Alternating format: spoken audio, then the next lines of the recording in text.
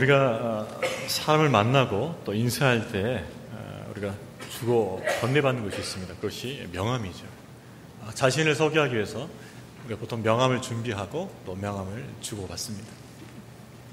그 명함을 통해서 짧지만 자기가 어떤 사람인가를 소개하는 것이죠. 그래서 이름과 연락처 또 간단하게 자기의 경력을 담아서 명함을 통해 알립니다.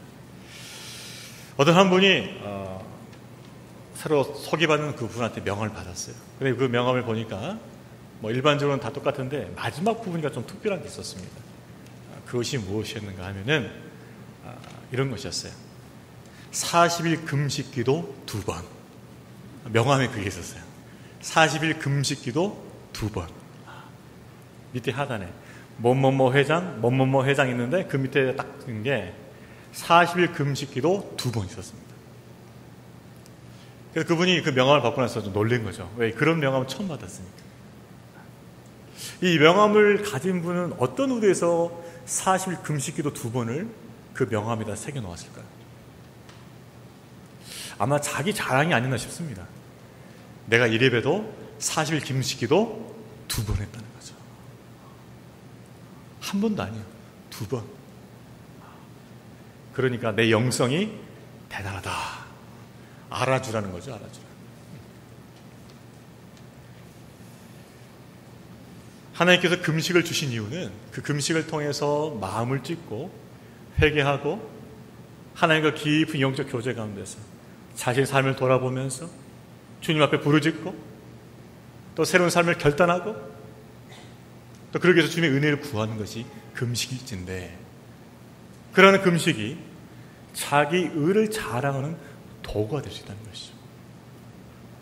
나 40일 기도 2번 했어. 쉽게 표현하면 이겁니다. 내 앞에서 큰 소리 치지 마, 이거죠. 그렇습니다. 주께서 우리에게 주신 이 경건이 자칫 잘못하면 내 이익의 방도로 사용되기 쉽다는 거죠. 그렇기 때문에 우리는 경건 생활을 조심해서 해야 된다는 것이죠. 어떠한 동기로 경건 생활을 하는가, 어떠한 동기로 경건 훈련을 하는가가 중요하다는 것입니다. 그것이 정말 주님과 깊은 영적 교제 가운데서 내 삶을 주님 앞에서 바르게 세우기 위한 경건인가, 아니면 이 경건의 모양을 통해서 나를 드러내고자 하는 자기 의의 발현인가라는 것이죠. 예수님은 바리새인의 금식을 비판하셨습니다. 왜냐하면 그들의 금식은 외식이었기 때문에 그렇습니다.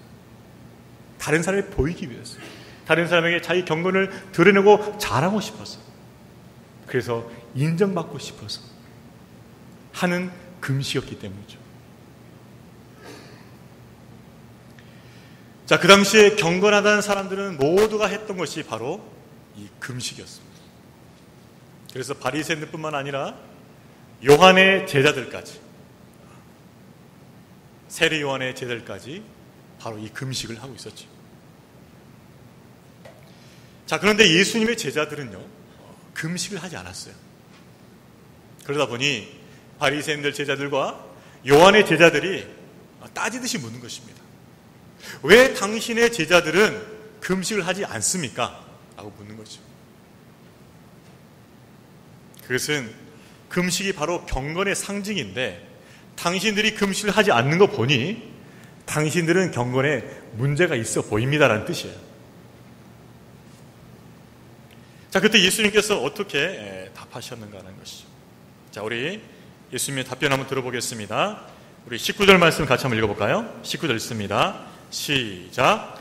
예수께서 그들에게 이르시되 혼인 손님들이 신랑과 함께 있을 때 금식할 수 있느냐? 신랑과 함께 있을 동안에는 금식할 수 없느니라. 그렇습니다. 예수님의 답은 조금 달랐어요.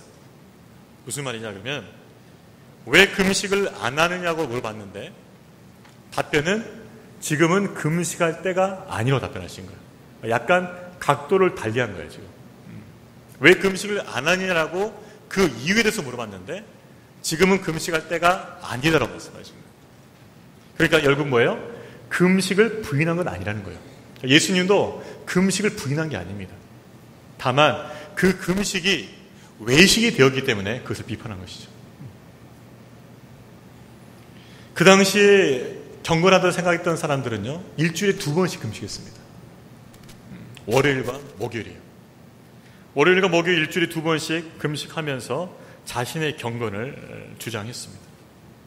그런데 예수님께서는 바로 그 금식이 다른 사람에게 보이게 한 금식이기 때문에 그 금식이 너희의 신앙을 망친다고 얘기합니다. 왜 그럴까요? 우리가 하는 이 경건이 하나님 앞에서 하나님을 위한 경건이 되지 않고 다른 사람들을 보이게 한 경건이 되보면 결국 뭐예요? 하나님과의 관계는 무너지면서 자신의 의만 드러나기 때문에 그렇습니다. 그래서 이 금식이 외식이 되면서 우리 신앙의 독소가 되는 거예요. 예수님은 그 점을 예리하게 지적하신 것입니다. 여러분, 우리가 조심해야 돼요. 내 신앙이 다른 사람이 보이게 한 신앙으로 전락되면서 우리는 타락하는 것입니다. 속은 텅텅 비어있어요. 껍데기예요. 하나님과 교제와 그분의 은혜와 생명은 없어요. 남들 앞에서만 착실하게 보일 뿐이에요. 그것이 외식이라는 거예요. 외식. 예수님께서는 금식을 부인하지 않았지만 그 금식의 동기가 사람에게 잘 보기 위한, 사람에게 인정받기 위한 것이라면 그것은 외식이 된다고 경고하신 것이죠. 자, 그러면서 예수님은 이렇게 말씀하십니다. 지금은 금식할 때가 아니라는 거죠. 왜 금식할 때가 아니냐? 금식은 슬픔과 애통할 때 하는 게 금식인데 지금은 슬퍼하고 애통할 때가 아니라는 거죠. 그럼 지금은 어떨 때이냐? 기뻐하고 감사하고 즐거워하고 축제의 분위기를 가져야 할 때를 말씀하신 거죠. 왜 그럴까요? 그것은 예수님의 오심은 이 땅의 축복이 되는 것입니다. 온 백성이 미칠 그 기쁨의 소문 소식이 뭐예요? 예수님이 이 땅에 오신 것이죠. 예수님께서 이 땅에 구원자로 오셨기 때문에 모든 백성에게 큰 기쁨의 소식이 된다는 것이죠. 그 당시 이스라엘은요, 메시아를 기다리고 있었습니다. 그 메시아를 통해서 다시 한번 이스라엘에게 부흥의 역사가 일어나길 기대했습니다. 새 나라가 도래하길 기대했습니다. 그런데 그들의 눈은 감겨 있었기 때문에 그걸 보지 못한 거예요. 그러나 예수 그리스도가 그분들의 기다리던 대망하던 메시아요, 그분이 가져오신 하나님 나라가 바로 그들이 기다리던 그 나라인 것을 그들은 몰랐다는 것이죠. 그래서 예수님께 말씀하신 거예요. 너희가 슬퍼할 때가 아니다. 너희가 애통할 때가 아니다. 바로 지금은 내가 왔기 때문에 너희들이 기뻐하고 즐거워해야 된다고 말씀하시는 것입니다. 그렇습니다. 여러분, 예수 그리스도께서는 우리 가운데 큰 기쁨의 소식이 되는 줄로 믿습니다. 왜 그럴까요? 예수께서 이 땅에 오신 것은 우리로 멸망하지 않고 영생을 얻게 하려 하심이기 때문에 그렇습니다. 그 예수 그리스도, 그분을 믿음으로 우리 가운데 영생이 주어졌음을 믿습니다. 그래서 우리 가운데 큰 기쁨의 소식이 되는 거죠.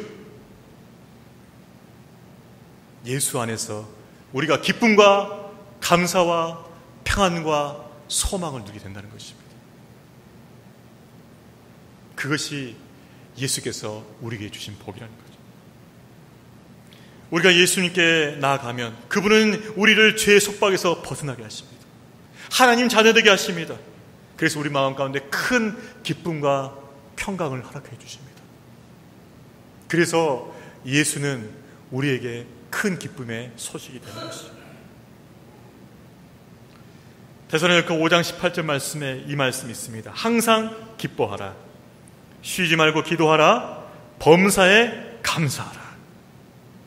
여러분, 이것은요, 주님의 명령이에요. 명령. 기뻐할 수도 있고 안 기뻐할 수도 있고 아니라는 거죠. 항상 기뻐하라. 범사에 감사하라는 것이죠. 이것이 어떻게 가능할까요? 그것은 예수께서 이 땅에 오셨고요, 예수께서 우리의 삶에 들어오셨기 때문에 가능한 것입니다. 여러분, 세상에서는요, 우리가 항상 기뻐할 수가 없어요. 우리가 세상 살면서는요, 항상 감사할 수가 없습니다. 물론 세상은요, 잠깐 기쁨을 줘요. 세상의 일도 잠깐 기쁨을 주십니다. 그렇지만 그 기쁨은 영원하지가 않아요. 애를 낳아보면 알죠. 애를 낳을 때 얼마나 기쁩니까? 주여 감사합니다. 저희 가정에 생명을 주셔서 감사합니다. 너무 기쁜 거예요. 감사하고. 나 닮으면 더 감사하고. 너무 기쁜 거죠. 근데 그 감사했던 그 아이의 탄생이 얼마 가지 않아서 또 사라져요. 왜? 잠을 못 자니까. 여러분 애 낳아보셨죠? 잠 못 자요. 밤에 깨고 우유 2시간마다 우유 먹여야 되고 힘들어요. 또 이제 아장아장 걷기 시작해요. 아 기뻐요. 드디어 우리 애가 걷기 시작하는구나. 근데 이놈이 걷다가 어디 부딪혀서 또 다쳤어요. 또 병원 가야 돼. 또 기쁨이 또 슬픔으로 바뀌는 거예요. 이놈이 초등학교 들어갔어요. 아 이제 우리 애가 초등학교 들어갔구나. 근데 또 가서 또 왕따를 당했어. 또 슬픈 거예요. 사춘기가 왔네? 말을 안 들으니까 이제 더 짜증나는 거예요. 그렇습니다. 세상에는 다 그런 거예요. 항상 기뻐할 수 없는 거예요. 항상 감사할 수 없는 거예요. 그러나 예수께서 이 땅에 오심으로, 예수께서 우리의 마음과 삶에 오심으로 그분으로 인하여서 항상 기뻐하고 감사하는 줄을 믿습니다. 예수 그분이 우리의 구원자요, 우리의 위로자가 되시기 때문에 그런 거죠. 우리가 어떤 형편이 있다 할지라도 그분께서 우리의 친구가 되시고 우리의 위로자 되시고 우리와 동행하시니 항상 기뻐하고 감사하게 되는 줄로 믿습니다. 예수 안에서 이게 가능해요. 예수 안에서.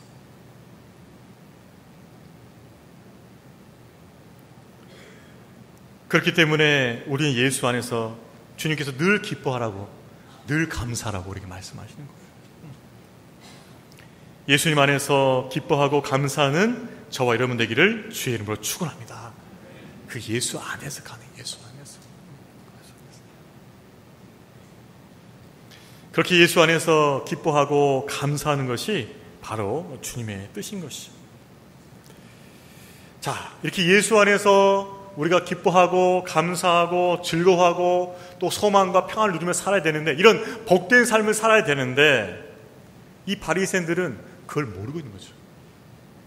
이 사람들은요, 그저 내가 율법을 잘 지키길 원하면, 잘 지키면 그 율법을 또 쪼개가지고 새 책을 만들어서 그거 잘 지키면 내 의를 이루어서 구원을 받는다고 생각한 거죠. 근데 예수님은 이것이 어리석다는 말씀하시는 거예요. 우리 21절 말씀 같이 한번 보겠습니다. 21절 읽을까요? 시작. 생배 조각을 낡은 옷에 붙이는 자가 없나니 만일 그렇게 하면 기운 새 것이 낡은 것을 당겨 헤어짐이 더하게 됩니다. 예수님은 생배 조각 비유를 통해서 바리새인들의 어리석음을 지적하셔요. 즉 생배 조각의 낡은 옷은 무엇이냐? 그러면 율법주의 신앙을 말하는 거죠. 유대교가 갖고 있는 율법주의 신앙, 그저 율법을 잘 지키기만 하면 우리가 의를 쌓고 구원을 얻을 거라고 생각한 거죠. 그러나 예수님의 표현대로 이것은 낡은 옷이에요. 낡은 옷. 너덜너덜한 옷이에요. 그것이 우리에게 정말 우리를 온전할 만한 그런 옷이 아니에요.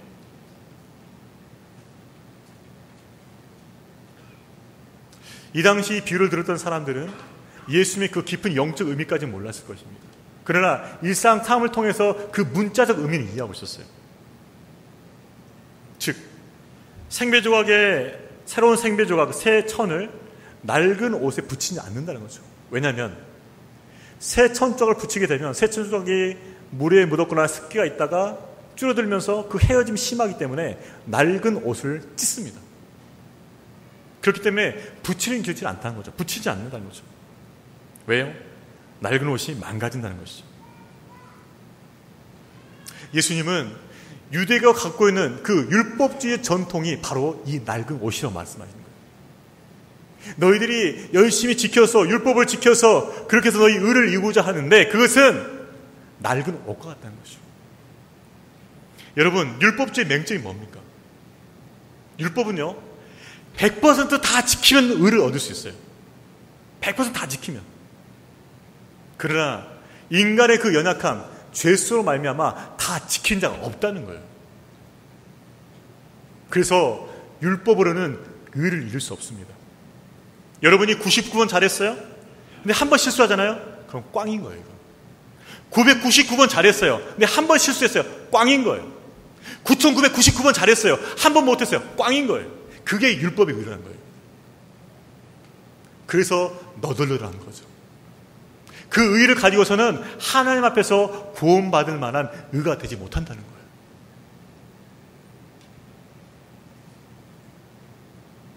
그러니 예수님께서 이 땅에 오셔야 할 이유가 분명한 것입니다. 왜요? 율법의 의로서는 구원받지 못하니까 결국 믿음으로 말미암아 주님께서 우리에게 주시는 그 의를 입어야 된다는 거죠. 주께서 주시는 그 구원을 우리가 입어야 된다는 것이죠. 그래서 예수 그리스도가 이 땅에 오셔야 했던 것입니다.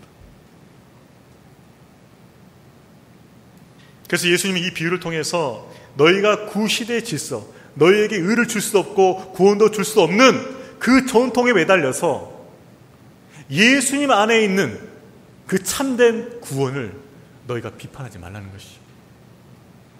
하나님 나라 신랑 예수를 맞이해서 그 기쁨을 누리는 제자들을 비판하지 말라는 거예요. 이사야서는 이렇게 고백합니다. 64장 6절 말씀. 대저 우리는 다 부정한 자 같아서 우리의 의는 다 더러운 옷 같으며. 그렇습니다. 인간의 의라는 것은 다 더러운 옷이에요. 여기서 더럽다는 것은 때가 묻었다는 뜻도 되지만은 본질적으로는 그 자체가 너덜너덜한 뜻이에요. 입을 만한 옷이 못 된다는 것이죠. 이런 옷은 아무리 수선해봐야 입을 수가 없는 것입니다. 그렇기 때문에 예수님께서 우리에게 믿음으로 말미암은 새로운 의의 옷을 입혀주신 것입니다. 그 새 생명의 조각은 바로 그것을 의미하는 거예요. 여러분, 우리가 자기 의로 통해서 우리가 의로움을 갖고자 하지만 그것은 다 헛되다는 거예요. 우리의 연약함, 죄성 때문에 우리는 우리의 힘으로는, 우리의 노력으로는 완전한 의를 이룰 수가 없습니다. 오직 예수 그리스도 그분께 주시는 그 의의 옷을 입어야 될 줄로 믿습니다. 바로 그거예요. 그렇기 때문에 여러분, 예수 그리스도께서 주시는 그 의의 옷을 입으려면은 내가 내 의로 꼬매고 내 의로 입으려던 그 옷을 다 벗어버려야 돼요. 예수 그리스도께서 십자가의 대속으로 우리를 구원해 주신 그 구원의 옷, 그 의의 옷을 입어야 된다는 것이죠. 예수 그리스도로 말미암아 의의 옷, 새 옷을 입으시기를 주의 이름으로 축원합니다. 주님께서 그 의의 옷을 입혀주셨어요. 여러분, 그 옷은요 찢어지지가 않아요. 내 의로 입었던 그 너덜너덜한 옷은요 찢어져요. 다 보여요. 입을 수가 없어요. 하지만 예수 그리스도께서 믿음을 말미암아 주신 그 옷은 완전한 줄로 믿습니다. 찢어지지 않아요. 영원히 찢어지지 않아요. 그 구원은 완전합니다. 예수 그리스도께 주시는 그 완전한 의의 옷을 입으시기를 주의 이름으로 축원합니다. 혹시 이 가운데 그런 분 계십니까? 내가 착한 일을 많이 하면, 내가 선행을 많이 하면 내 의를 쌓고 내가 구원받겠지. No! 착각이에요. 하나님 앞에서 우리가 입을 수 있는 의의 옷은요 오직 믿음으로 말미암아 예수께서 우리에게 주신 그 의의 옷밖에 없어요. 그 예복 아니면 천국을 절대로 들어갈 수 없습니다. 내 의로 만들어진 이 너덜너덜한 옷으로는 결코 천국을 들어갈 수 없다는 거예요.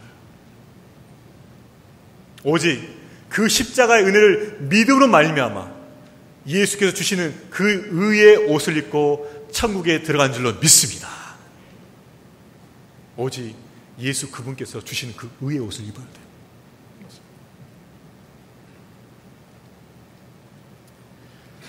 예수님께서는 그 낡은 조각, 그 옛 조각에 집착하는 그 바리새인들을 지탄하신 거예요. 너희가 새 옷을 입어야 되는데, 새 의의 옷을 입어야 되는데 왜 너덜너덜한 그 옷을 입고 있니? 지탄하신 거죠. 그러면서 한 가지 더 예수님께서 비유를 들어서 그 부분을 더 확실하게 말씀하십니다. 우리 22절 말씀 같이 한번 읽어볼까요? 22절 말씀 있습니다. 시작. 새 포도주를 낡은 가죽 부대에 넣는 자가 없나니 만일 그렇게 하면 새 포도주가 부대를 터뜨려 포도주와 부대를 버리게 되리라. 오직 새 포도주는 새 부대에 넣느니라 하시니라. 아멘. 그렇습니다. 여러분, 새 포도주는요 발효력이 있어요. 그렇기 때문에 발효하면서 가스가 발생합니다. 그래서 새 부대만 담아야 돼요. 만약 새 부대 담지 않으면 그 가스의 그 발효의 그 힘에 의해서 부대가 터져버리게 됩니다. 그래서 반드시 새 술은, 새 포도주는 새 부대에 담아야 되는 것이죠. 예수님은 그분을 갖고 말씀하신 거예요. 여기서 새 포도주는 무엇이며? 바로 예수 그리스도, 그 복음입니다. 예수님, 그리고 그 복음을 바로 새 포도주로 비유한 거예요. 그래서 예수님과 그분이 전하신 이 복음은 과거의 유대교의 율법적 신앙과는 안 맞는다는 거예요. 담을 수가 없다는 거죠. 담으면 어떻게 해요? 터져버린다는 거예요.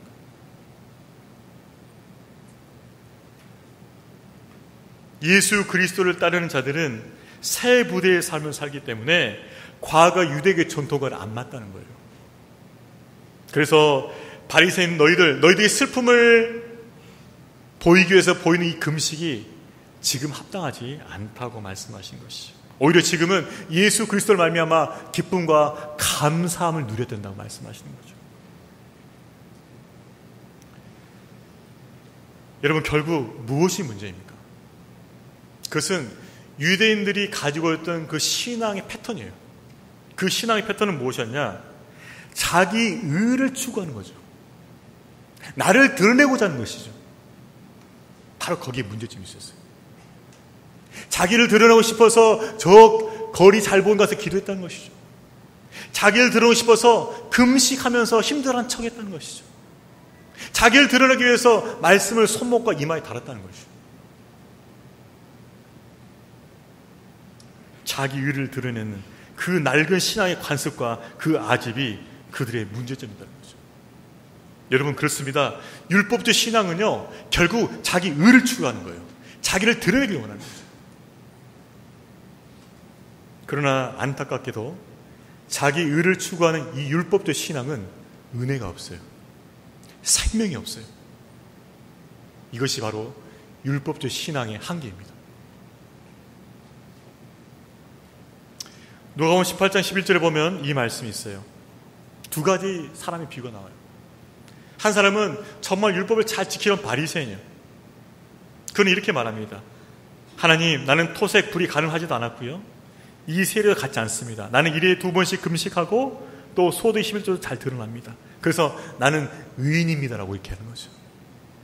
근데 그 한편에 어떤 사람이 와 있어요. 그 사람 누구냐? 세리. 이 세리는 하나님 앞에 어떻게 기도하냐? 기도도 제대로 못해요. 울어요. 그냥 흐흐흐 우는 거예요. 주여, 저는 죄인입니다. 말도 못해요. 주여, 그저 불쌍히 여겨 주옵소서. 이 말밖에 못하는 거죠. 그런데 하나님께서 누굴 받으셨다고 나와 있는지 아십니까? 이 세리를 받으셨다고 나와 있어요. 하나님 앞에서는 자기 의로 철저히 무장한 사람은 안 받으시는 거예요. 그분의 긍휼과 자비를 구하는 그 가난한 심령을 받아주신다는 거죠. 긍휼과 자비를 호소하는 그 심령 가운데 하나님의 의의 옷이 입혀진 줄을 믿습니다. 그래서 우리가 그분 앞에 구할 것은 그분의 긍휼과 자비예요. 자비. 이걸 모르니까 신앙생활이 엉망이 돼버린 거죠. 내 의를 쌓고 또 쌓으면 하나님께 내게 복 주시겠다 생각하는 거죠. 천만에요. 잘못 가고 있어요 지금. 우리가 주님 앞에 구할 것은 나의 죄됨을 인정하고 그분의 은혜를 찬양하고 그분 앞에 겸손하게 긍휼을 구하는 것인 줄로 믿습니다. 이것이 바른 신앙생활이에요. 바른 신앙생활.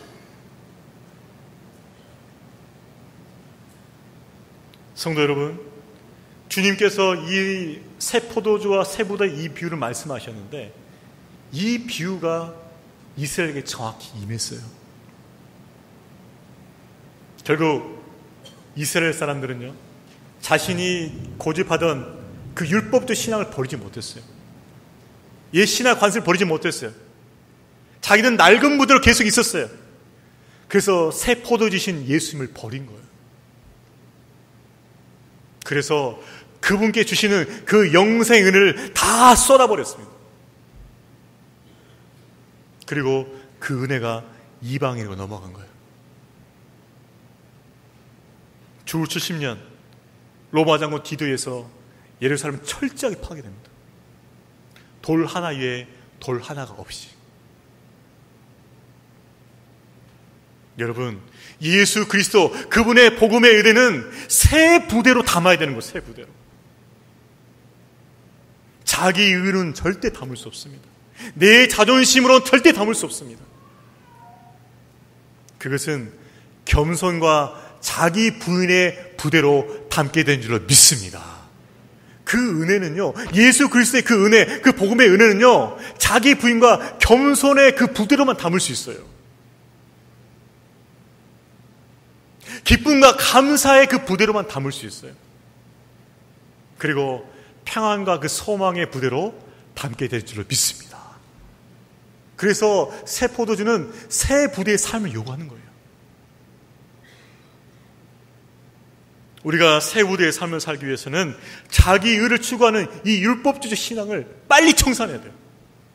빨리 버려야 돼요. 십자가에 못 박아야 돼요. 그렇지 않으면 하나님의 은혜와 생명을 다 쏟아버려요.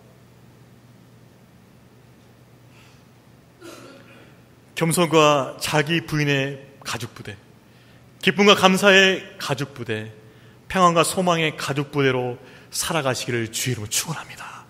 이것이 우리가 살아갈 부대의 모습이에요. 어떤 가정의 장례 이야기입니다. 그 가정에 부친은 장로님이셨어요. 그 장로님이 돌아가신 거죠. 많은 분들이 그 장례식장에 참여했습니다. 근데 장례를 참여한 모든 조문객들이 놀랐어요. 왜냐면요, 장례식인데 장례식 같지 않은 거예요. 마치 결혼식 같은 거예요. 이 장례가 슬픔과 애통과 울음이 있어야 되는데 하나도 안 보여요. 그게 기쁨과 감사와 즐거움이 넘쳐. 장례식인데 사람들 의아하게 생각한 거죠. 유족들은 조문객을 받을 때마다 이렇게 말하는 것입니다. 우리 아버님 천국 가셨습니다. 감사합니다. 맞는 조문객들마다 우리 아버님 천국 가셨어요. 얼마나 감사한지 모르겠어요. 오셔서 감사합니다. 이렇게 인사하는 거죠. 사람들이 좀 당황했겠죠. 여러분, 이것이 바로 새 부대예요. 새 부대. 이것이. 고인 장로님께서 돌아가기 전에 유족들에게 이렇게 말씀하셨다고 그래요. 얘들아, 나 이제 그렇게 그리워하던 천국 가니까 너무 좋다. 나 천국 가니까 너무 좋으니까 너희들 장례할 때 슬퍼하지 않았으면 좋겠다. 부활의 기쁨을 가지고 나의 장례를 치러주면 좋겠다. 고인이 그렇게 유언하고 돌아가신 거예요. 그랬더니 자식들이 이 고인, 부친의 말씀을 따라서 정말 기쁨과 감사함으로 장례를 치른 거죠. 바로 거기에 부활의 생명이 있었던 거예요. 부활의 기쁨이 거기 있었던 거예요. 바로 그것이 새 부대의 삶이에요.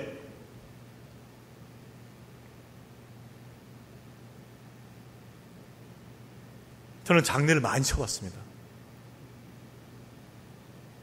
근데 제가 장례를 칠 때 이 장례 그 타이틀을 뭐라 하는지 아십니까?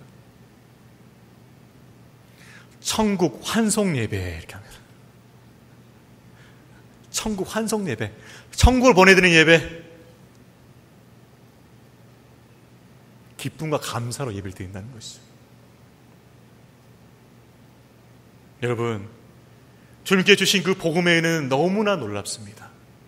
우리에게 부활의 생명을 주셨고요, 부활의 기쁨을 주셨고요, 부활의 소망을 주셨습니다. 바로 그것이 새 부대의 삶을 사는 거예요. 성도 여러분, 예수님께서 주신 이 새 부대의 삶을 살아가시기를 주의 이름으로 축원합니다.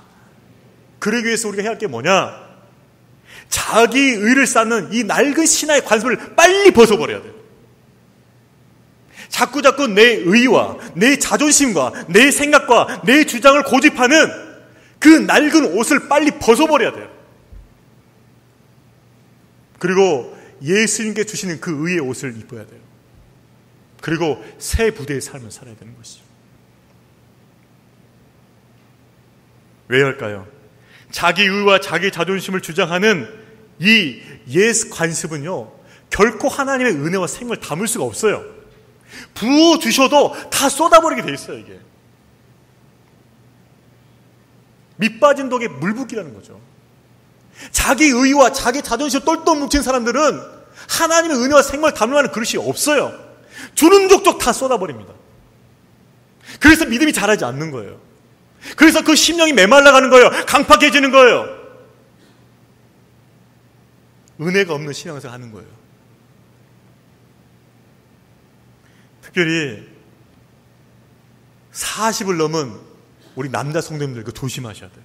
저를 포함해서. 제가 목회해 보니까 40 넘어가면 이게 좀 나타나더라고요. 조심해야 돼요, 남자들. 자기 의와 자기 주장과 자기 자존심을 막 사는 사람도 있어요, 이게. 신앙인도 그래, 신앙인도.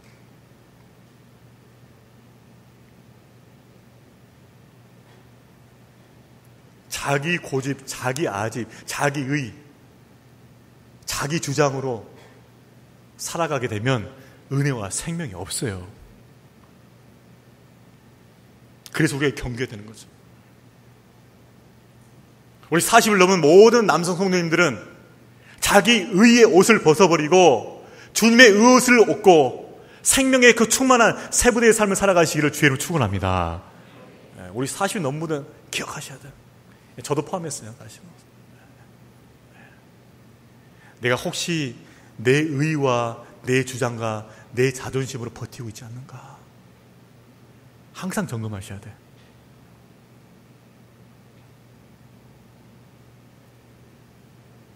바로 이것 때문에 내가 잘하지 못하는 거예요. 이것 때문에 은혜와 생명이 충만하지 못한 거죠. 이렇게 말하면 여자 성도들은 고소하다 생각하겠지만 남자분들은 불편해요. 목사님 왜 우리만 때리십니까? 그래서 공평하게 해서 이제 여자분들도 다 해당되는 건데, 특별히 이게 이민 생활하신 분이 적용돼요. 이민 생활 어렵잖아요. 쉬워요, 어려워요? 어렵거든요. 그러니까는 이 자기 의나 자기 자존심이나 자기 깡으로 버티는 분이 계셔. 어떤 분은 그렇습니다. 목사님, 제가 이 필리핀 생활을 얼마 하는지 아십니까? 그러면서 이렇게 말하는 거죠. 제가요, 제 자존심을 버텼습니다. 제 깡으로 버텼습니다. 자기를 자랑하는 거죠. 여러분, 착각하지 마십시오. 하나님께서 은혜 주셔서 여기 온 줄로 믿습니다. 착각하지 마세요. 그거. 자기가 다 잘해서 된 줄 알고 있어요. 그러면서 자기 의, 자기 주장, 자기 생각을 조금 더 끄끌려고 하지 않아. 얼마나 강팍한지 몰라요. 그 심령. 그러다 보니까 말씀을 들어도 깨닫지 못하는 거예요. 은혜가 없는 거예요. 하나님께 은혜를 부어주신 불구하고 그 은혜를 담지 못하고 자꾸 새는 것이죠. 그래서 예배에 나와도 말씀을 읽어도 기도를 해도 뭔가 그 허전함이 계속해서 남아있다는 거죠. 여러분, 자기 의옷을 확 벗어버리기를 주의로 축원합니다. 벗어버려야 돼요. 안 벗으면 제가 보는 족족 다 벗어버리겠습니다.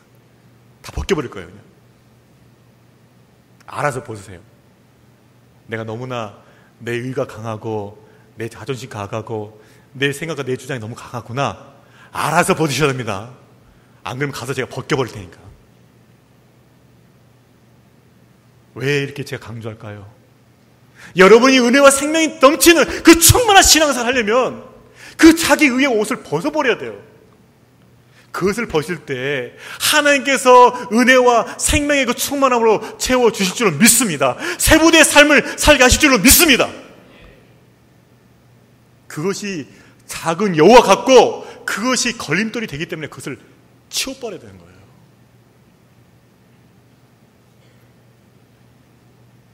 그것을 벗어버려야만 자기 의의 옷을 벗어버려야만 은혜와 생명이 충만한 세부대의 삶을 살 수 있다는 것이죠. 바울 사도는 이렇게 말합니다. 육신의 생각은 하나님과 원수가 되나니 이는 하나님 법에 굴복하지 아니할 뿐만 아니라 할 수도 없습니다. 육신의 생각이 뭐죠? 자기 의를 주장하는 옛사람의 생각을 말하는 거죠. 자꾸 자기를 변명하고 자꾸 자기를 드러내고 자꾸 자기를 옹호하고 자꾸 자기를 내세우는 이 자기 의라는 것은요, 옛자에 속한 생각이라는 거예요. 근데 그 육신의 생각이 계속 나를 붙잡고 있으면 하나님 법에 순종할 수 없다는 거죠. 제가 제일 안타까운 게 뭔지 아십니까? 목회하면서 하나님의 생각과 하나님의 뜻과 하나님의 길이 뭔지 뻔히 알면서도 그 길을 안 가는 거예요. 뭐 때문에? 자기 자존심 때문에, 자기 의 때문에, 자기 체면 때문에 하나님이 원하지 않는 길을 가고 있는 거 알면서 그 길을 가고 있단 말이죠. 얼마나 안타까운 경우예요.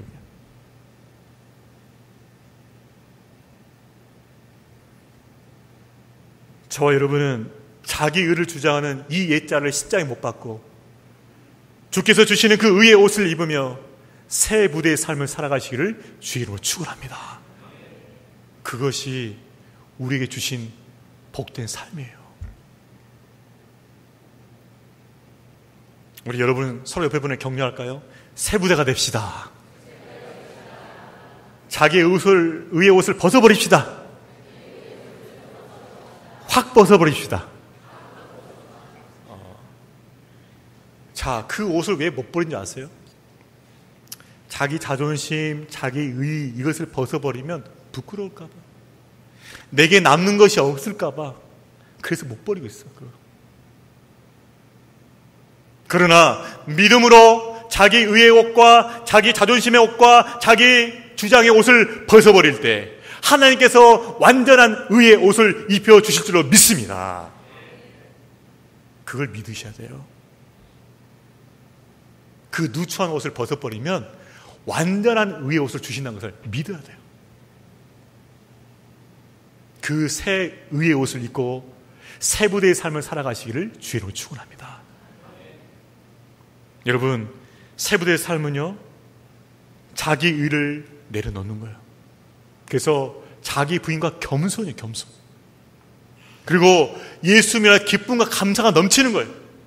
그분으로 인하여 평안과 감사가 넘치는 거예요. 바로 그것이 새 부대의 삶이에요. 예수 안에서 낡은 내 자기 의의 옷을 다 벗어버리고 새 의의 옷을 입고 새 부대의 삶을 살아가시기를 주의 이름으로 축원합니다.